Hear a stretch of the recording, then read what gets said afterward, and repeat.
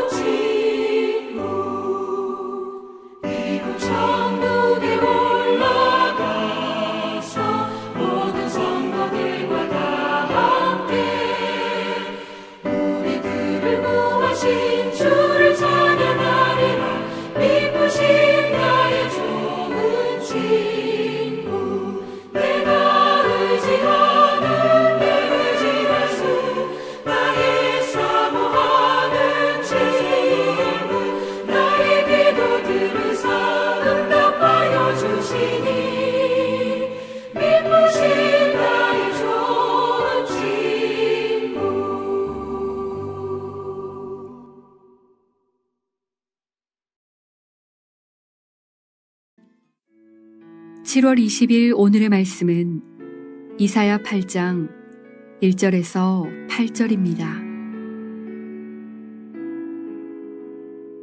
여호와께서 내게 이르시되 너는 큰 서판을 가지고 그 위에 통용 문자로 마헬살랄 하스바스라 쓰라. 내가 진실한 증인 제사장 우리야와 여베레기야의 아들 스가랴를 불러 증언하게 하리라 하시더니 내가 내 아내를 가까이 하매 그가 임신하여 아들을 낳은지라. 여호와께서 내게 이르시되 그의 이름을 마헬살랄 하스바스라 하라. 이는 이 아기가 내 아빠 내 엄마라 부를 줄 알기 전에 다메섹의 제물과 사마리아의 노략물이 아수르 왕 앞에 옮겨질 것임이라 하시니라. 여호와께서 다시 내게 말씀하여 이르시되 이 백성이 천천히 흐르는 실로아 물을 버리고 르신과 르말리아의 아들을 기뻐하느니라. 그러므로 주 내가 흉용하고 창일한 큰 하수 곧 아수르 왕과 그의 모든 위력으로 그들을 뒤덮을 것이라. 그 모든 골짜기에 차고 모든 언덕에 넘쳐 흘러 유다에 들어와서 가득하여 목에까지 미치리라. 임마누엘이여 그가 펴는 날개가 내 땅에 가득하리라 하셨느니라.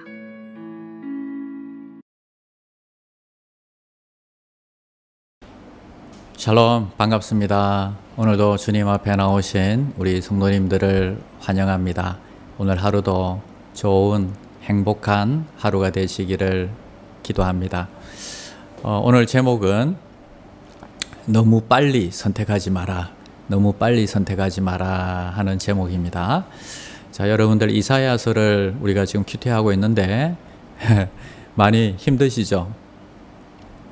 이게 예언서이기 때문에 배경을 모르면 이해하기가 참 어렵습니다. 그래서 오늘 8장은 어떤 일들이 일어나는가 하면요, 이 아람과 북쪽에 이스라엘의 북쪽에 있는 나라죠. 아람과 북이스라엘이 유다를 남유다를 괴롭히고 있는데 아수르를 통해서 더 위에 있는 아수르를 통해서 이 두 나라를 갖다가 멸망시킬 것이다 하는 예언을 말씀하고 있습니다. 자, 역사적인 일이기 때문에 우리가 무슨 상관이 있느냐 생각할 수 있지만 그 가운데서도 우리에게 주시는 교훈이 있다는 것입니다. 한번 살펴보겠습니다. 1절에 여호와께서 내게 이르시되 너는 큰 서판을 가지고 그 위에 통용 문자로 마헬살랄 하스바스라 쓰라. 자, 여기 큰 서판에다가 적으라 하는 것은 우리로 말하면 현수막이나 큰 종에다 적어서 1인 시위하는 것처럼 사람들이 다 보게 하라는 것입니다. 자, 무슨 내용인데 그렇게 하라고 했을까요? 그 뜻은 전리품들이 사라진다, 곧 노략을 당할 것이다, 뭐 이런 좋지 않은 뜻입니다. 지금 이 시국에 나라가 망한다, 그리고 뭐 지금 우리가 곧 망해서 우리가 가지고 있는 모든 거 다 빼앗길 것이다, 뭐 이런 말을 한다면 좋아할 사람이 없죠. 특히 그것도 선지자가 그런 말을 한다면 더 기분이 나쁘겠죠. 근데 하나님께서는 이렇게 이야기하시면서 이게 확실히 일어날 것이다 하는 것을 가르쳐 주십니다. 2절 보겠습니다. 내가 진실한 정인 제사장 우리야와 또 아들 스가랴를 불러 정언하게 하리라. 자, 그런데 이 우리야와 스가랴, 이스라엘에는 정인이 있으려고 하면 2명이 있어야 합니다. 그래서 이 정인이 효력이 있습니다. 제사장 우리야와 스가랴를 불러서 정언하게 하시겠다, 확실히 일어나게 하시겠다, 이렇게 말씀하십니다. 자, 그러면 언제 일어나는가 하면 3절 내가 내 아내를 가까이 하매 그가 임신하여 아들을 낳을지라. 여호와께서 내게 이르시되 그의 이름을 마헬살랄 하스바스라 하라. 자, 일단 나왔던 그 예언의 말씀을 다시 아이의 이름에다가 붙이라고 하십니다. 이사야가 이 두 번째 아들을 낳는데요, 그 아이 이름을 마헬살렐 하스바스, 곧 전리품들이 사라지고 노략을 당할 것이다, 이렇게 부르라는 것입니다. 참 이 가슴이 아프죠. 아이를 넣고 그 이름을 부를 때마다 곧 노략을 당할 것이다, 야 이리 와라, 또 일어나라, 곧 노략을 당할 것이다. 야, 이렇게 부른다면 얼마나 이 아버지의 마음이 아프겠습니까? 그런데 그런 아픔을 참고라도 그렇게 하는 이유는 뭐냐 하면 다른 사람들로 하여금 그것을 보고 왜 저렇게 하지? 왜 저런 말을 아이에게 왜 저런 말을 할까 하면서 아이의 그 이름을 보면서 조금이라도 돌아서라고 하는 하나님의 이 기회를 위해서 쓰임 받는 것입니다. 여러분, 곧 약탈이 있을 것이다. 노략이 온다. 이런 행위적으로 보여주면서 들리게 함으로써 백성들이 그 사실을 알게 하려고 하는 것입니다. 4절, 이는 이 아이가 내 아빠 내 엄마라 부를 줄 알기 전에 다메섹의 재물과 사마리아의 노략물이 아수르 왕 앞에 옮겨질 것임이라. 그러니까 아이가 엄마 아빠라고 할 때쯤 되면 뭐 한 몇 살 정도 되면 아이가 그렇게 말하나요? 뭐 길어봐야 한 3년 아니지 않겠습니까?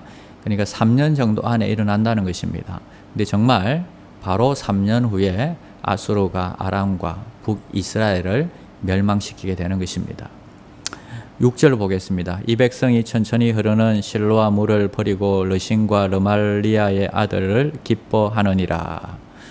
자, 이 백성이 실로아의 물을 버렸다는 것은, 자, 실로아는 예루살렘의 식수입니다. 즉 여호와가 다스리는 이 예루살렘, 바로 이 여호와를 버렸다는 것입니다. 그리고 대신 누구를 의지했는가 하면 아수르 강대국을 의지했다는 것입니다. 그래서 르신은 이 아람 왕이고 르말리아의 아들은 북이스라엘의 이 왕인데 이 두 왕을 몰아내는 것을 기뻐했다 하는 것입니다. 자, 7절과 8절 보겠습니다. 그러므로 주 내가 흉용하고 창이랑 큰 하수 곧 아수르 왕과 그의 모든 위력으로. 자, 아수르 왕의 그 위력을 뭐라고 표현하고 있는가 하면 흉용하고 창이랑 큰 하수다. 하나님의 물은요, 잔잔히 천천히 흐르는 실로아 물이라고 하면서 이 사람들이 인정하지 않고 답답하다고 하면서 이 아수르의 위력에 대해서는 큰 하수와 같다고 하면서 하나님보다도 더 높이 이 이스라엘 백성들이, 남유다 백성들이 그렇게 믿었다 하는 것입니다. 정말 가슴이 아프죠. 자, 이런 가운데 이 하나님께서는요, 이런 남유다를 그냥 두시지 않으시죠. 이 아수르가 마음을 고쳐먹고요, 유다와 이 아군이었는데 이제는 적군이 되어서 이 아수르가 유다를 침공하게 됩니다. 오히려 이 유다조차도 큰 어려움에 빠지게 되는데 물이 목에까지 차오르는 것 같은 그런 어려움을 당하게 되는 것입니다. 8절에 보니까 7절에 보니까요, 그의 모든 위력으로 그들을 뒤덮을 것이라. 그 모든 골짜기에 차고 모든 언덕에 넘쳐. 8절, 흘러 유다에 들어와서 가득하여 목에까지 미치리라. 여러분, 이 아수르라는 나라가 대단하다. 이 아수르가 이스라엘의 잔잔히 흐르는 물보다 더 크고 저 정도는 돼야지 위력이 있지 이랬는데 이 물이 오히려요, 남유다로 방향을 틀면서 물이 목에까지 차올라서 자기가 죽게 되는 이런 어려움에 당했다 하는 것입니다. 우리는 하나님의 일하심을 보면서 너무 천천히 흐르는 것 같아요. 정말 답답해. 기도해도 응답이 안 되는 것 같아. 이렇게 우리는 고백할 때가 참 많은 것 같습니다. 오히려 세상의 나라들이 단숨에 제압하고 없애버리고 전쟁하고 이런 것을 보면서 큰 하수같이 일하는 큰 강대국들을 더 기뻐하고 의지하지 않았나 싶습니다. 그러나 하나님보다 우리가 더 좋아하고 의지한 것들은 반드시 부배락이 되어서 다시 돌아온다는 것입니다. 나를 더 힘들게 만드는 부메랑이 되어서 우리를 고통 가운데 빠지게 한다는 것입니다. 여러분, 우리가 의지하고 있는 세상과 돈과 이 권력, 명예가 그렇다는 것입니다. 처음에는 이게 너무너무 좋아요. 하나님보다 너무 좋고 힘도 있고 권력도 있고 그런데 나중엔 이게 우리를 더 힘들게 하고 더 망하게 하고 우리를 더 괴롭게 한다는 것입니다. 자, 물이 이 목에까지 차서 이런 위기 상황 가운데 어떤 일들이 일어날까요? 8절 계속 읽어보겠습니다. 흘러 유다에 들어와서 가득하여 목에까지 미치리라. 임마누엘이여 그가 펴는 날개가 내 땅에 가득하리라 하셨느니라. 자, 여러분, 이런 위기 상황 가운데 물론 우리가 잘못해서 이 위기를 자처했지만 그런 가운데 임마누엘이다 하시면서 예수 그리스도의 등장을 예고하십니다. 진정한 소망은 예수 그리스도시다. 너희가 위기 가운데 있을 때에, 세상을 의지하고 살다가 고통 가운데 빠졌을 때에 진정한 구원자는 예수 그리스도시다. 임마누엘이다 이야기하시는 것입니다. 지금 코로나로 정말 우리가 살기 어려운 위기 가운데 있습니다. 그러면 우리가 깨닫는 것이요, 정말 지금까지 우리의 소망이 우리가 지금 의지하고 있던 것이 이게 아니었구나, 회개하고 하나님께 돌아와라 하는 메시지인 것입니다. 지금까지 천천히 흐르는 하나님의 역사를 답답해하고 무시하고 그렇게 살아왔는데 이제는 깨닫고 주님 앞에 돌아와야 한다는 것입니다. 우리는 지금까지 바로 눈앞에 보이는 조그만 이득 때문에 그것을 얻기 위해서, 성공하기 위해서 너무 쉽게 하나님을 버리고 살았는데, 그런데 그것 때문에 더 큰 시련과 이 고난이 찾아온다는 것을 우리가 깨달아야 합니다. 이 땅에 우리가 의지할 것은 임마누엘 예수님밖에 없음을 우리가 깨닫고, 우리가 이제는 조금 천천히 가더라도, 조금 더디 가더라도 이제는 정도로 가야 하는 것입니다. 정말 이 시대에는요, 여러분, 우리가 빠른 길, 강력하고 큰 물, 힘 있는 능력, 이런 것을 의지할 게 아니라 천천히 잔잔히 오시는 그 하나님의 은혜를 구하면서 정말 정도로 가는, 또 십자가의 길, 주님이 원하시는 길로 걸음을 옮겨가시는 귀한 종들이 되시기를 축원드립니다. 여러분 기억하십시오. 천천히 가더라도 올바로 선택하고, 조금 늦더라도 올바른 길을 선택하시기를 축원드립니다.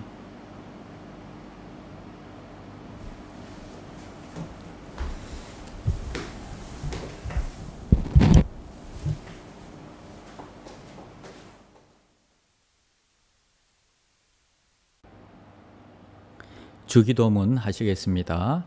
하늘에 계신 우리 아버지여, 이름이 거룩히 여김을 받으시오며 나라가 임하시오며 뜻이 하늘에서 이루어진 것 같이 땅에서도 이루어지이다. 오늘 우리에게 일용할 양식을 주시옵고 우리가 우리에게 죄 지은 자를 사하여 준 것 같이 우리 죄를 사하여 주시옵고 우리를 시험에 들게 하지 마시옵고 다만 악에서 구하시옵소서. 나라와 권세와 영광이 아버지께 영원히 있사옵나이다. 아멘.